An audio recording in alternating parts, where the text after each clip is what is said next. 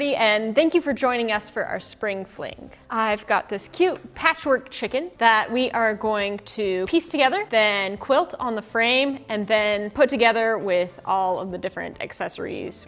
So to get started, I need to make kind of a mini quilt here. It needs to be like 2 squares stuck together, so 4 squares going down, and there's going to be 8 squares going across.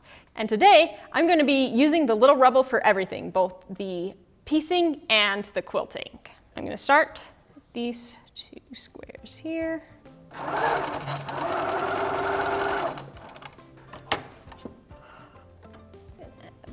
White one.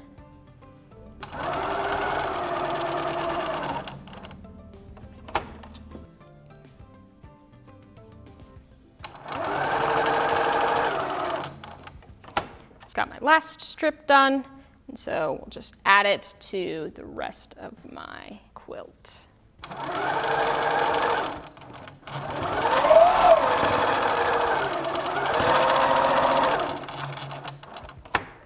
Okay, so now I've got my quilt made, and I'm going to put my little rebel onto the frame with Quilt Motion Automation, and I'm going to stitch out a design with QCT 6 and use the edge-to-edge feature.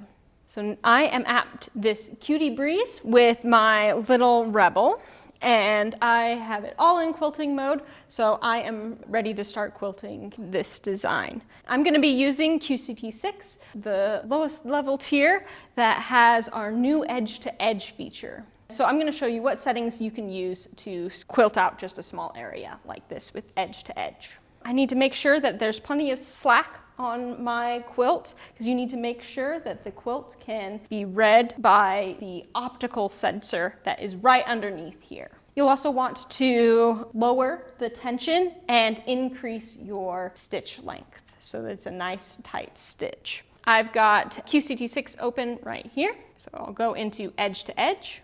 So I'm going to click next.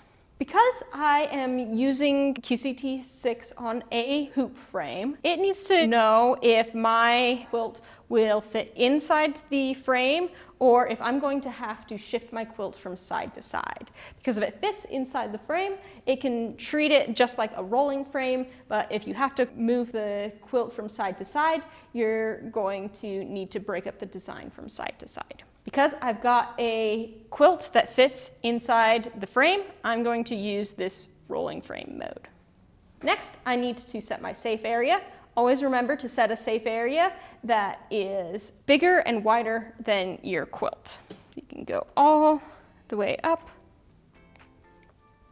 and to the right. This gives us plenty of space to work with on the screen, and we'll set the parameters of the quilt later. So next, we need to select a design, and I really like this meander clover design, and click next.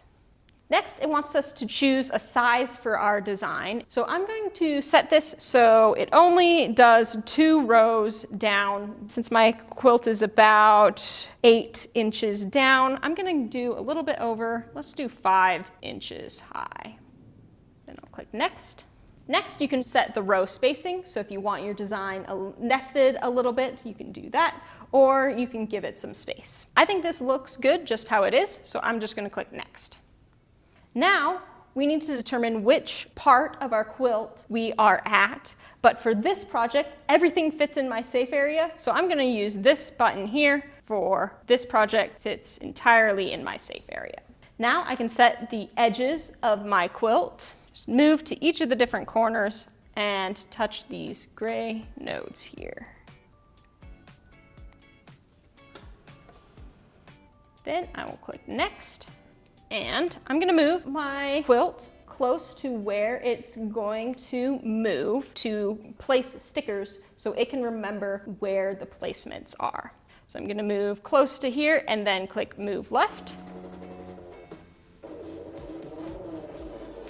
And I have some stickers here that I'm going to place underneath the hopping foot, and I will select the single stitch. Then I'll move my machine over to the other side. I'll click move right. and then stick my sticker underneath the hopping foot. Then I can click single stitch.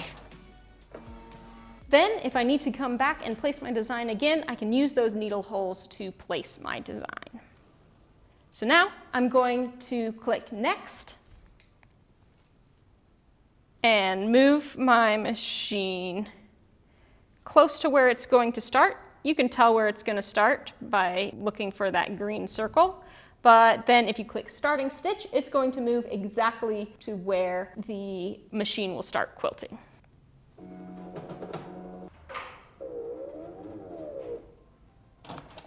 Then I'm going to click next. Here is where I have a bunch of different options where I can repair pattern, but all I need to do now is click sew.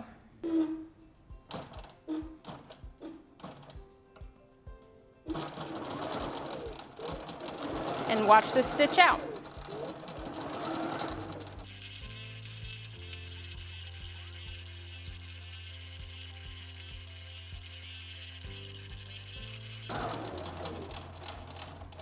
Okay, now I can click continue, and it's going to walk me through pulling up my bobbin and cutting my threads. So all I need to do is push my machine away, create a loop, go back to the end, and do a single stitch. Then I can cut my threads. Now, if I click next, I can move to the next section, and it's going to show me how to place the stickers for my next row. So click next, and slip a sticker underneath the hopping foot. Do a single stitch. Move my machine close to the other side so it doesn't have to move as far. Click next again, slip the sticker underneath, do a single stitch, and click next. Now I need to place the next row. So I just move my machine over the needle point, so my needle is over the hole, and tap the gray node to place it right in position. Then I can move the needle over the hole, place it in the next position, and click next. We need to pull up our bobbin again, move it close to the start point, click starting stitch, pull up that bobbin thread, and click next. And last thing we need to do is click sew.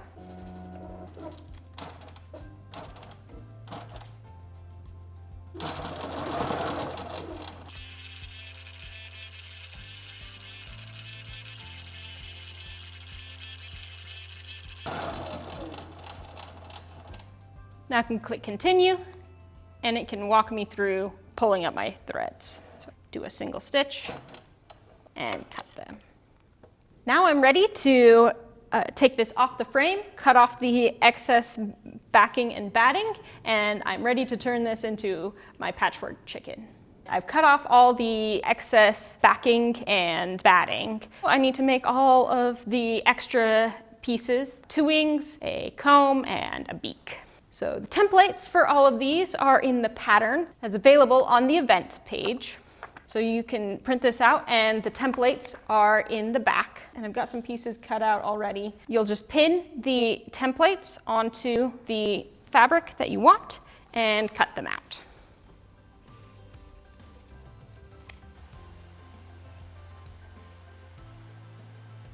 Okay, now with these pieces cut out, I've got everything. Just remember that for the wings, you do need 2 of each of them. So for the wing templates, I just doubled up the fabric and trimmed it to the template.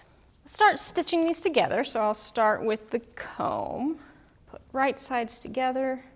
And for the comb, you're just going to stitch along the curvy edges and leave the straight edge open so you can flip it inside out.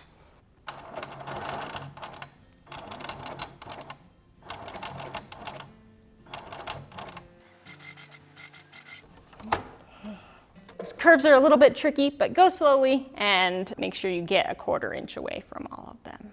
Then you can turn it inside out and use a pen to get all of those creases.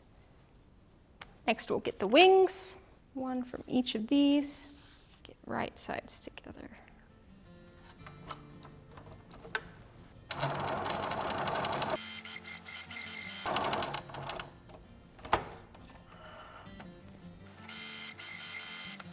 Okay, so with these wings, you could leave a side open and turn them inside out and then hand stitch it closed. Or you can do what I'm going to do, and I'm going to make sure that I have the wings facing different directions, and then I'm going to cut an opening on each of them and flip them inside out.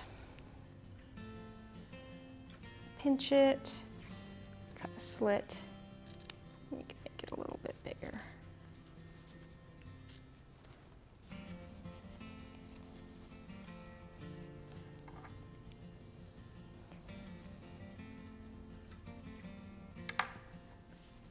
Last thing we need to do is the beak, and you just need one side for it because you're just going to fold it in half and stitch along the long side.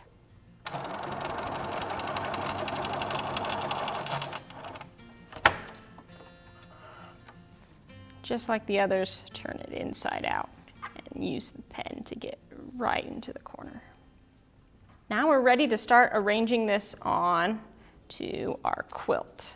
Be sure to look at the instructions. You can see here you need to put the beak on this short side and the comb on the long side up at the top. Flip this over, place it right here, and place this right up at the top here. Then you're going to fold the whole thing over and sandwich the pieces, and it can help to pin the comb and the beak in place. Then you're going to stitch along the top and the side here and leave the bottom open because you're going to pinch it and hand sew it together.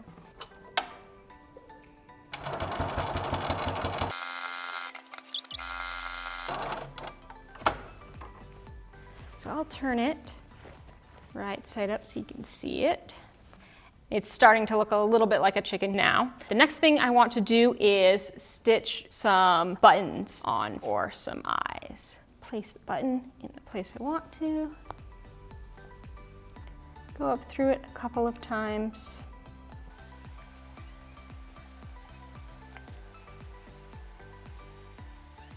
You can flip it inside to tie it off.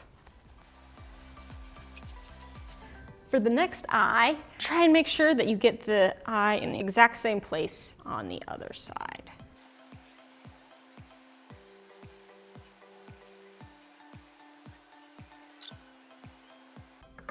And cut the thread. So this is looking good. And the next thing I'm going to do, I'm going to go ahead and get these wings on.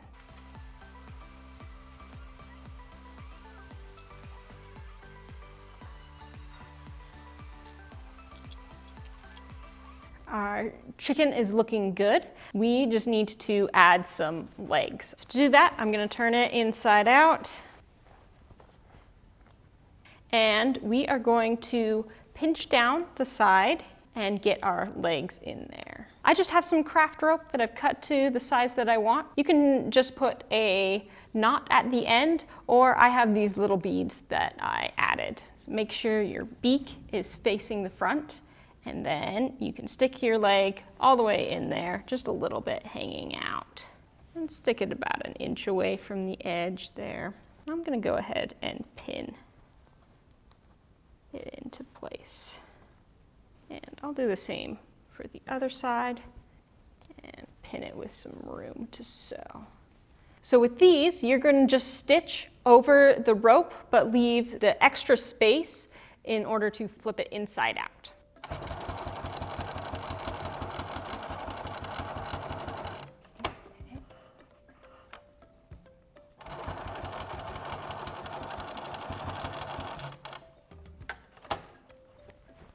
Flip it inside out.